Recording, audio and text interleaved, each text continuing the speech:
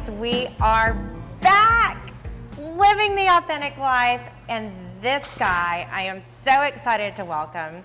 His name is Myles Yachts. He also goes by Ron, Primetime, and so many other cool names. But we met years ago at the Vail Dance Festival, and if you guys follow me, you know that I'm always in Vail, and I love to dance, and this guy is so cool. We have had so many great conversations, and there's been moments when I'm like, this is exactly what a podcast would be. We should do a podcast. So here we are. He came to H-Town to hang out with us. Yes, we're lit. I don't even know if I'm saying it right. We're clean, we're cool, and Bella's embarrassed by me all the time. But she did. Okay, so again, if you follow our stories, Rob and Johnny Dang did his incredible TikTok, which is the walkthrough. And Rob doesn't have rhythm, but he tried really hard. And Bella even posted it on her story. So now Rob's like, if y'all want my autograph, you can come get it. Pretty funny. That was the funniest. It was so cool. But we are living the authentic life. It has been a great summer filled with so much. We did a little travel, but it's still different. And COVID is like still a real thing. We missed seeing you last year at the Vail Dance Festival. We couldn't even get together. And this year seemed even more special. I feel like that's the greatest benefit of COVID, is that like just a daily thing of seeing someone and sitting here with you is like so much joy. We're choosing joy. So tell us about your path. You're a dancer, but you're also this incredible raging TikToker. You're a singer.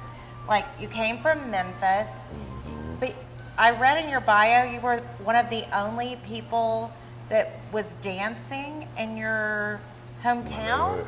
Well, I'll say mainly it was more like the style. in my neighborhood. Pretty much like I had a few friends that, you know, would like do the dance style in my neighborhood, but also like I just saw the vision for it. I was like, I see myself elsewhere than Memphis. So me and Lil Buck decided to go to LA, and we moved in, you know, decided to take Memphis Jukin to Los Angeles and do our thing out there. So Memphis Jukin, not Jukin, J-O-O, Jukin. yeah. And it started off from gangster walking, so it evolved from gangster walking into Jukin. So there's like a lot of great history behind Jukin, like before, you know, it became Jukin. So yeah. It's so cool. So the way I describe it to people, because I'm not in the dance world and I'm not in the TikTok world, it's like Michael Jackson with another level modern. Right, more smooth, more intricate footwork, and like, I don't know, it's just freestyle based dance. And you know, you just do what you feel with musicality, wordplay, creativity, like all these cool things that, you know, that makes it way better. So your family, they really influenced you too. Tell us about your relationships there. So like my dad's a producer, and he influenced me with music. So when I was a kid, I was always in the studio with him, and I would just like listen to music, and like he played beats and stuff, and I just like play around, but I never thought to dance. You know, I was just always listening to music, and I liked what I heard. So later on, years down the line, I started seeing so many people, you know, do Memphis Jukin, and I'm like, yo, that's cool. I wanna dance now, you know. So actually, I started out doing hip hop, you know, and right after that, you know, I branched off into Jukin, and I just started learning. And you know, Lil Buck is one of the influencers that actually, you know, started off showing me like footwork, leading on to Caviar, and you know, once I met them, I started coming around like the OGs of Jukin. Like the gangster walkers and stuff, like shout out to Quincy and Tall Chris and everybody else, Mike Mo. And yeah, I just, you know, I started learning, watching and learning, and that's how I ended up getting good at it and decided to move to LA. So the thing that really made me even go to a show with you dancing is you guys were dancing with members of the New York City Ballet. So it's so interesting to see, and that's what I love so much about the Vail Dance Festival, is that you're melding all these different crafts together Right. in this incredible way. And our entire business model is based on collaboration. And I think that's really been such a big part of what I see that Right. makes you interesting and different than another guy on TikTok Right. or another guy that's rapping. I mean, one of my favorites was you and Tyler Peck. Yeah. And then she was like going on Tyler Peck's an amazing ballerina with the New York City Ballet, but she was rocking it. Yeah, But then yeah, her yeah. style to go off the stage was more like she was Yeah. a ballerina.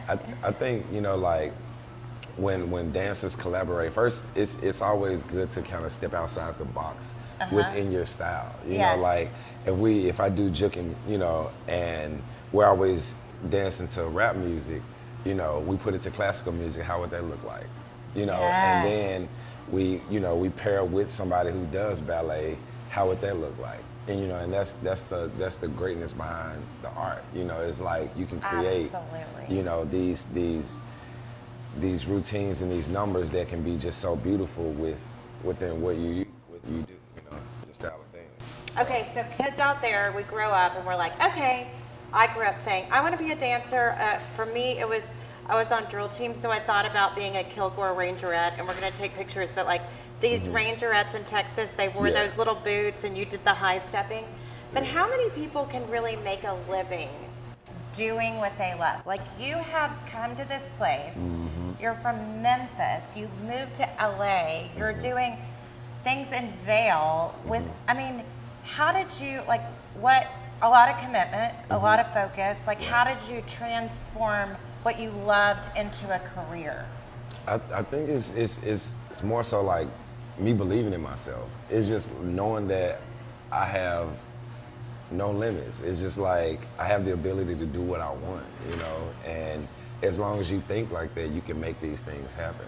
You know, you can always go further than you think. You know, it's just, you just have to apply yourself and always believe that whatever you want to make happen, you can make it happen. Okay, so when I was in college, I was a pizza girl. I served pizzas. When I lived in Vail in the summers, I was like serving lunch to construction workers. Like, do you ever have other jobs, or you've just been able to do this? Well, I had other jobs before I Made it. you Yeah. know, and I'll say, like, I felt like those jobs wasn't for me.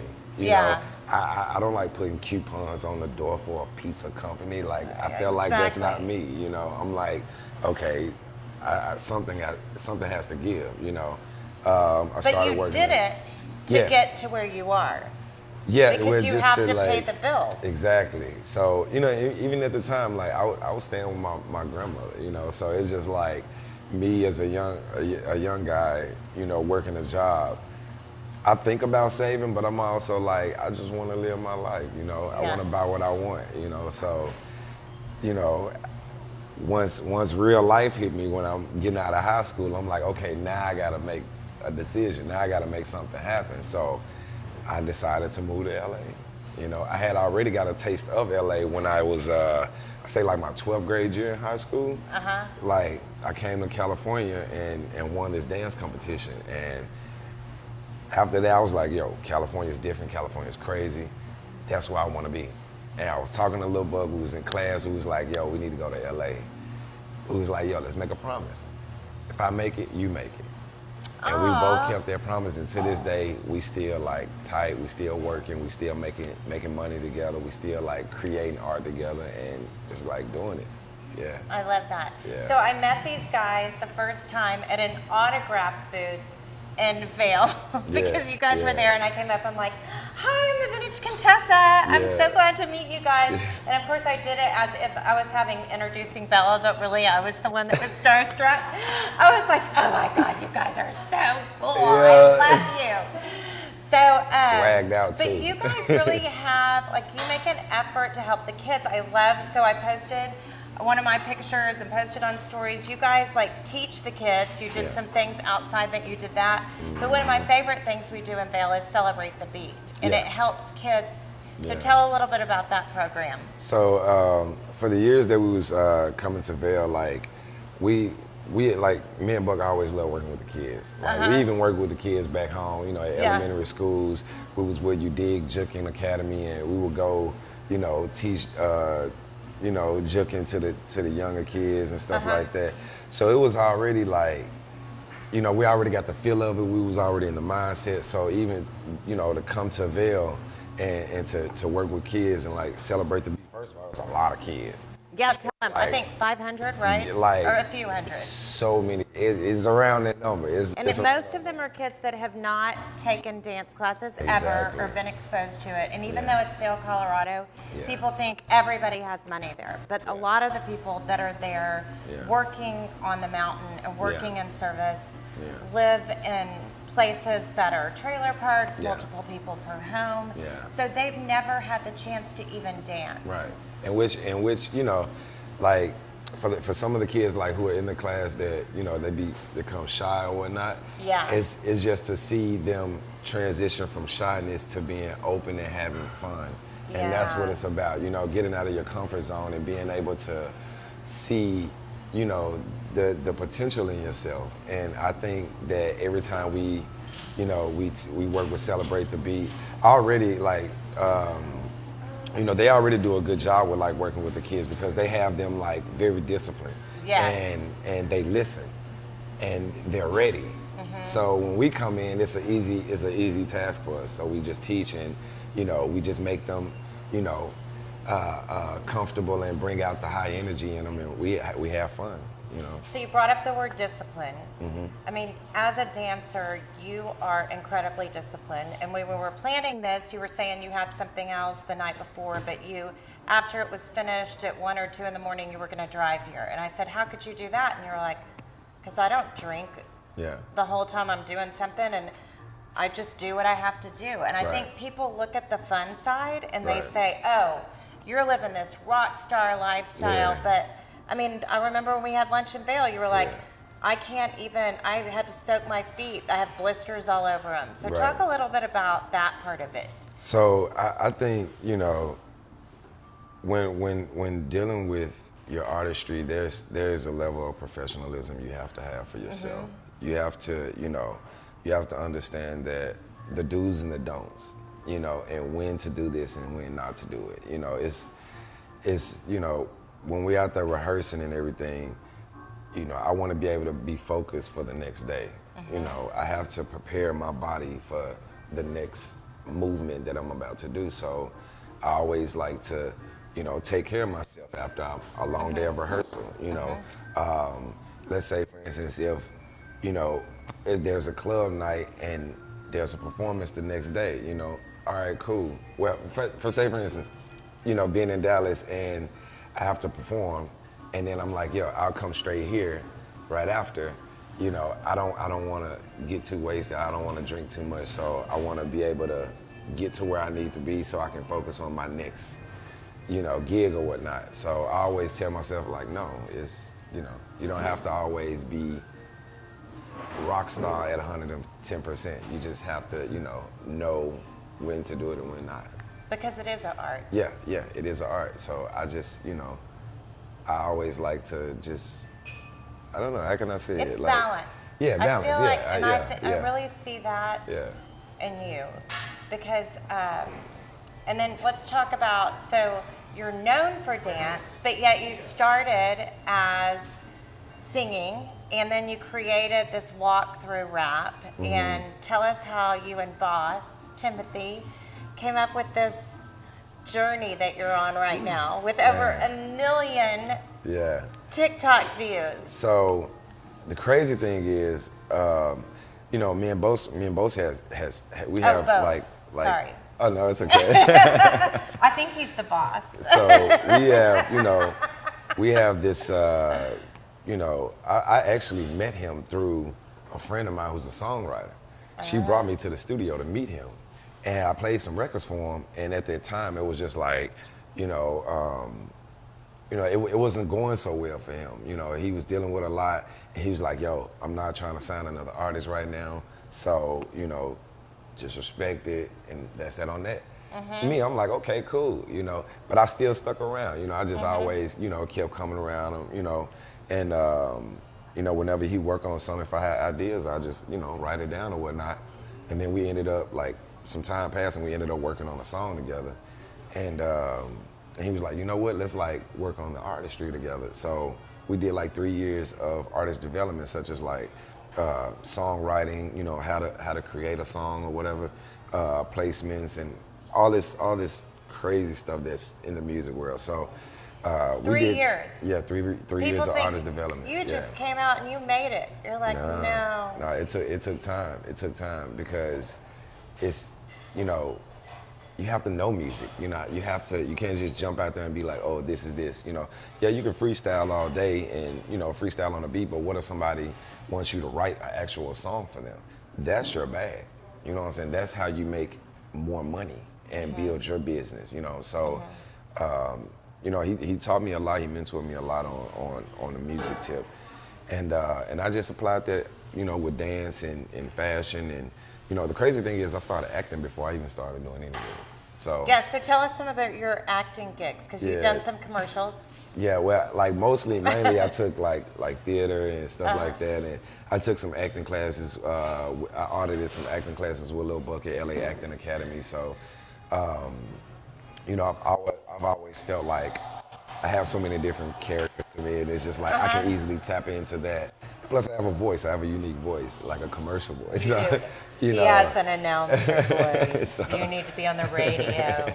So, I've always, just felt like I was different in it, and I always felt like I was gifted. So, I just recognized that and just, started applying myself to each talent and working on each talent. But whatever my strong point is, and what I make money from, that's what I mainly focus on. Okay, I love that. I want to go back to that. You see yourself as gifted, and I'm writing a TED Talk, so I love that you. It's not like Ted called me and asked me to write a talk, but I'm writing about living the authentic life. And one thing I really want for Bella, and I've really researched, is feeling worthy or feeling like you have value or having enough confidence in yourself. So to feel that you're gifted, like where do you think that comes from? Because not every kid feels that. And sometimes just being successful is believing. Yeah, exactly. How do you get that? Where do you think it comes from? It comes from just like, your grandmother, your family, like, did they tell you you were gifted? Well, the thing is, like, you have to see it in yourself first. Yep. You have to, the more you believe in yourself, you make others a believer. Yep. And I feel like, there's always times, sometimes we have self-doubt because we feel like we're not as good as those that we see that we're inspired by who's already, like, made it or successful or whatever. So once, you find that inner belief within yourself, you project that out to others, and others start believing in you, and they energy, feel that confidence, and they want to be around that.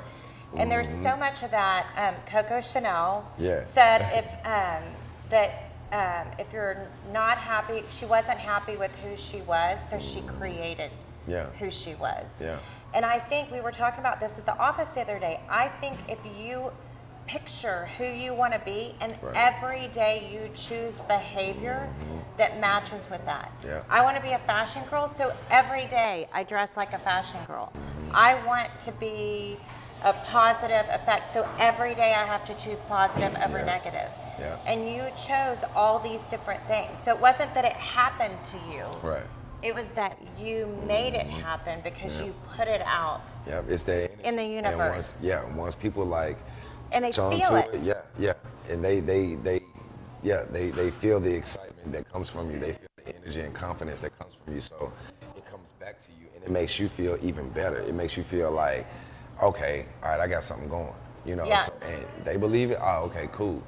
I believe it even more. So therefore, I'm a really go hard with it, and that's when you start seeing things, and like out of nowhere, you just start getting like creative thoughts, and you just become like more aware of yourself and what you're trying to do. So. And the other thing that I love is that you said when Bose told you he wasn't bringing anyone else on, it wasn't like you dropped him and moved on, because you authentically wanted the connection and the creativity. So it wasn't just about I'm going to have this relationship because I'm going to get something out of it. Right. That you were truly interested in your craft and what you were doing and how you move forward. And he believed in you. I mean, he's a Grammy Award winner working with you, and he said he wouldn't take anyone on, and you got him to take you on. Yeah, just by sticking around, just by many years passing and just, just being there, Even through his hard times and my hard times, we always had each other back. And it's just like, that's where it counts at, I think, once you have that type of energy with somebody, it's like the universe rewards you.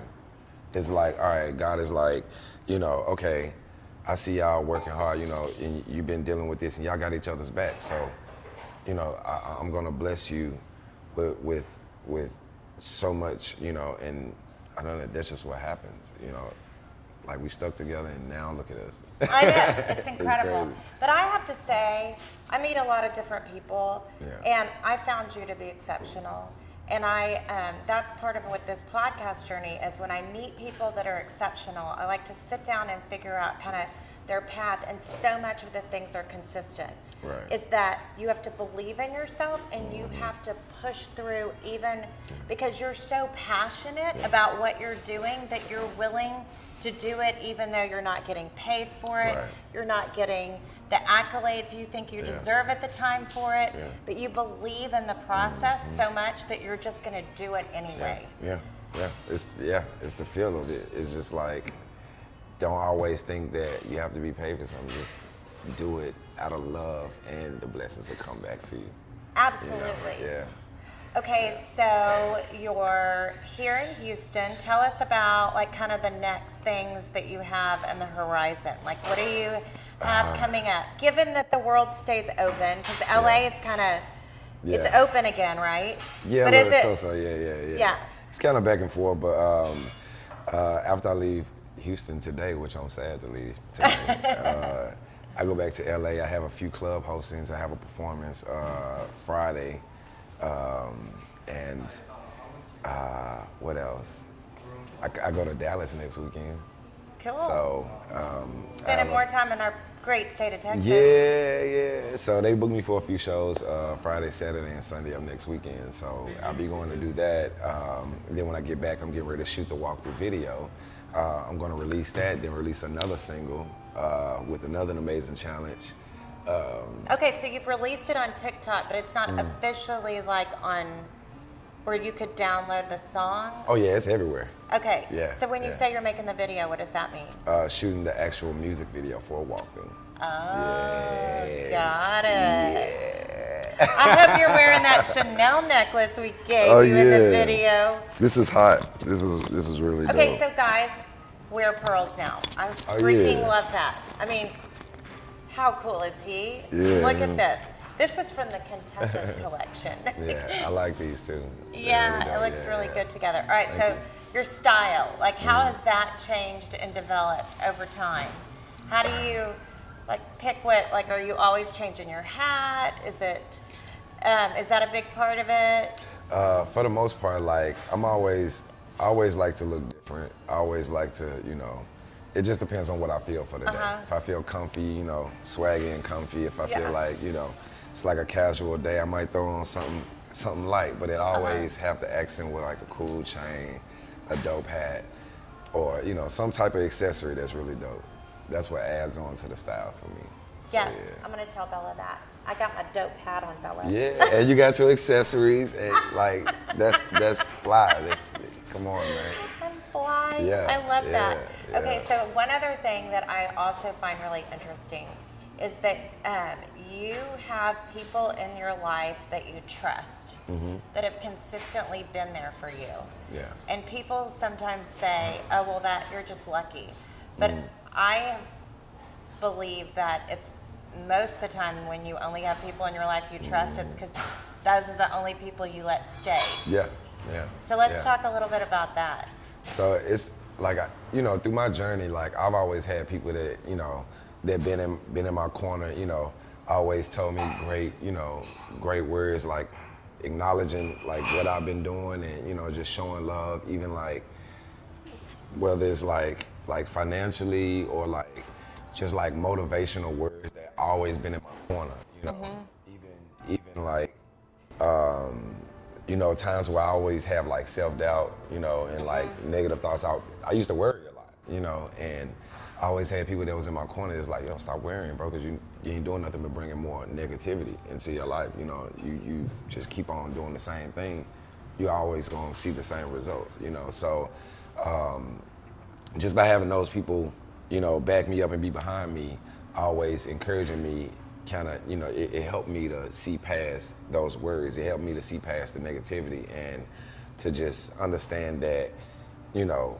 if I want better, I have to see better, think better, and surround myself around better. So I started applying myself to those, to that, and you know, it just like because helped me a your lot. tribe or your people are a big part of your success. And in fact, there's even something that I've read is about a group of people, I believe it's in Japan, and when you're born, they give you these people that stay in your life that are there to bounce off, and that's something else I've really found.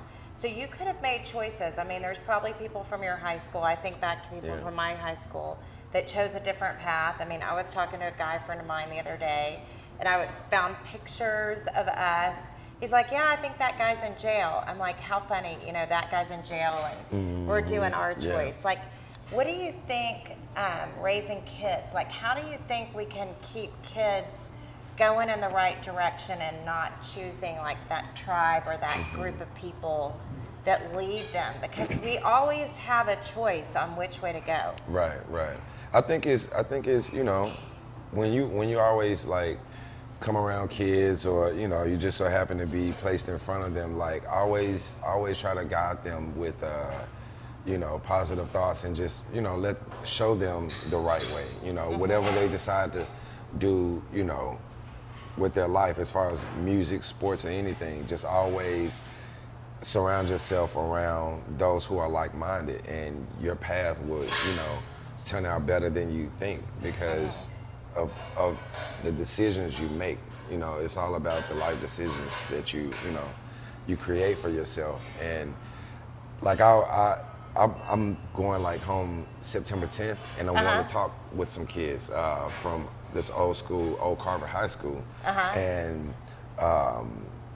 they have a program that they've created for kids to, you know, be spoken to and be motivated, and to, you know, show them the better way of thinking and the better way of doing, you know, to make better decisions for their life.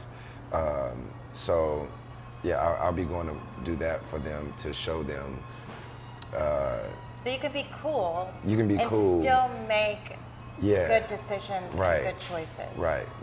Because it's just like, at the end of the day, we get influenced like a lot by music, you know, but it's just like, okay, we all been through a lot of things, but you don't have to actually, you know, if you're doing music, talk about it. You don't have to keep doing it. You know what I'm saying? Just like really move past that level of thinking and think higher. Okay, if I did this and I talk about it in my music, don't do it anymore. Use that as motivation to speak to the world, to reach them and show, you know, this is my story, but this is how I'm thinking now, and this is what changed my life. So therefore, anybody who get influenced by music, you see that, and you can change your life just by making the adjustments of not doing what you used to doing, as far as like violence or, you know, whatever the case may be. It's so true. Yeah. I grew up, I think you've met my dad. His name's Vito Cangelosi. That's a cool name. So there might have been some anger in our family. There might have been like some stuff that came forward that I kind of had that venom in me, that if somebody crossed me. So I've really been trying to work with Bella through that. And like, it's hard when you're young, because when somebody crosses you and you have self-confidence, you're like, oh no, I'm gonna bow up to you. And I've told her, you can't go after anger with anger. And I think so much of what we're seeing today is just, we've all had some sort of trauma growing up. Some people much more than others. So it makes sense that people feel anger, but it's just hard to figure out how to vent it and what to do with it and how to change the world that we live in by choosing to be nice. It almost seems, you know, this day and age, you don't want to be ran over, but you also, you know, you want to be the bigger person about it. You know, you don't want to just always strike when anger, you know, when you feel angry or whatnot. There's always a better way of handling things. There's always a way of, you know, toning down a situation and keeping it from escalating to being more than what it is.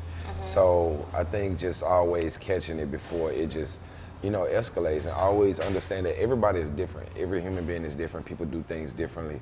So you have to understand that, you know, we're all the same in a way, but we're also different. You know, we think different, we do things differently. Say, for instance, Texans, New Yorkers. Oh yeah. Everybody, you know, that's different. They do things a certain way, or like a European person. You know, they may say something to you and you be like, oh, are you coming at me like sideways? Because no, they don't mean any harm. That's just the way. It's just their culture and the way they're accustomed to expressing themselves. Exactly. So sometimes you just have to understand people and how they do things. Now, if somebody is, you know, constantly nagging at you, then you like, yo, like, chill out. You know, chill out. You know what I'm saying? You know, like, you have to just kind of like understand people and just move away from ignorance, because some people just bring that. I'm going to use that. You know. That's my new quote I'm going to use from you. But to next on this one, you said sometimes my peace is more important than proving my point. Exactly. Yeah.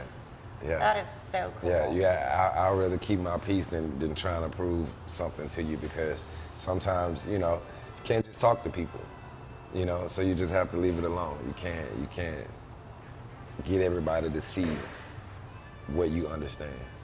And I know it's a stereotype, but they say dancers and creative people are emotional and dramatic. So I'm sure, like, you're working with other actors, other singers, you're in failure with people from all over the world, all walks of life coming together.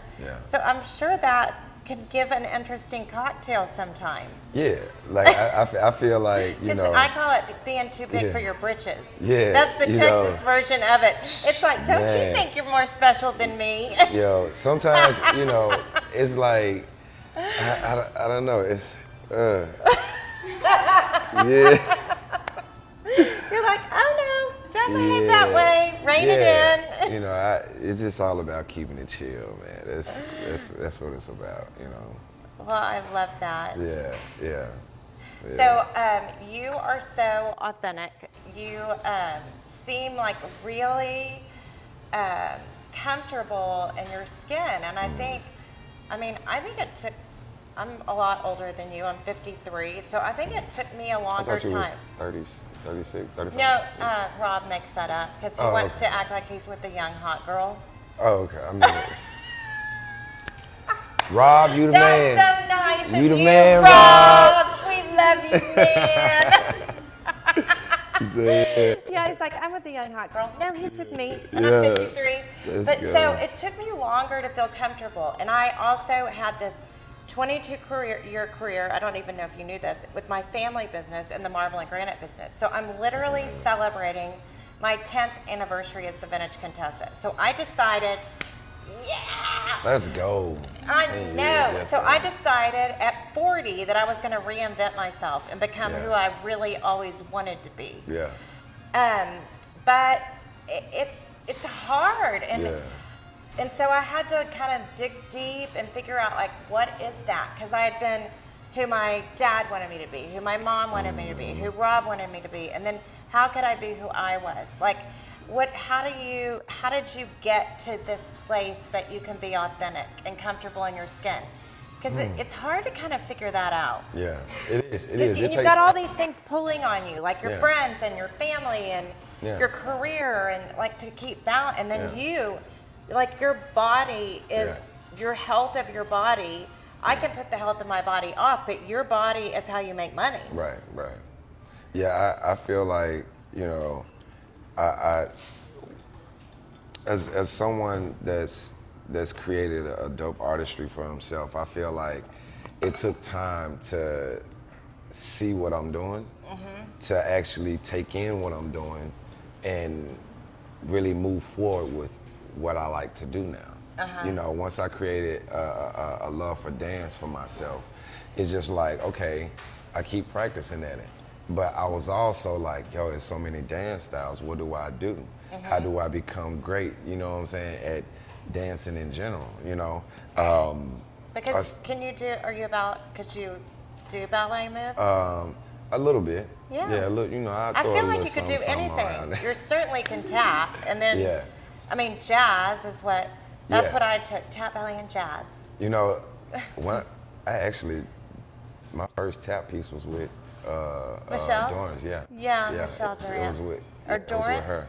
I say them all wrong. I think that's right, Dorrance. I don't know. Michelle, we love you. Mash! Yeah, you're so So yeah, that was my first time actually tapping with her, and you know You made it look like you'd done it from the time you were a kid. Yeah, that was stress. Did it stretch you? Yeah, you know, I still have the notes in my phone from when I first did her piece. I and love that. I literally was like, all right, I come in stage right, I leave stage left, then I come back in doing the crawl right after Bill. No. And yeah, and every time I went on side of the stage, I pulled my phone out of my pocket and I'm like this. All right, this next. All right, cool, come on. And because I didn't want to mess up a performance. Oh, yeah. I didn't want to look crazy. So therefore, I did what I needed to do to make this thing successful. And, you know, she didn't understand it until afterwards. But I had to save myself, Michelle. Please, like, forgive me. Like, I had to save myself. And I did, you know. Okay, and I want you guys to know out there when you're listening, like this crowd at the Vail Dance Festival is, I'm old, but I mean, there are a lot of old white people. And it is a very conservative, ballet-driven crowd. Yeah. And you guys get a standing ovation I have chills. Yeah. Every single time you go out there. Yeah. And you win over everyone's hearts and you show them something they haven't seen before in a way that they love it. And that is art. And you are a badass. Thank you. And I'm so happy that you're here. We're gonna do some fun dance moves. I'm gonna be better than Rob, but maybe not that much better. You know what? Rob was stepping. I was finna get ready to post it right before we started this podcast. I was finna post it. Because Rob was stepping. He had the lemon pepper steppers on. He was going crazy. Yeah. All right, guys. Well, check out our Instagram. Tell them where they can find you. All the You can places. find me at Myles Yachts, Myles Yachts. Music on all platforms. Doesn't Yes, he? yes, I do. We gotta find a yacht for this guy. I actually hit up my homeboy. I was like, yo, you bringing out the yacht when I get back to LA? He was like, you know, I might do it tomorrow, but you know what I'm saying? So I'm trying to be on the yacht, bruh. Put me on there. That's what I need. Okay, then TikTok, how do they find you? You can find me at TikTok at Myles, Myles _ Yachts, Yachts 901. Yes. Okay, guys. The most fun, incredible Myles Yachts. Can't wait to see you guys next week. Happy back to school. Hugs and kisses. Yes. Yes. Let's go.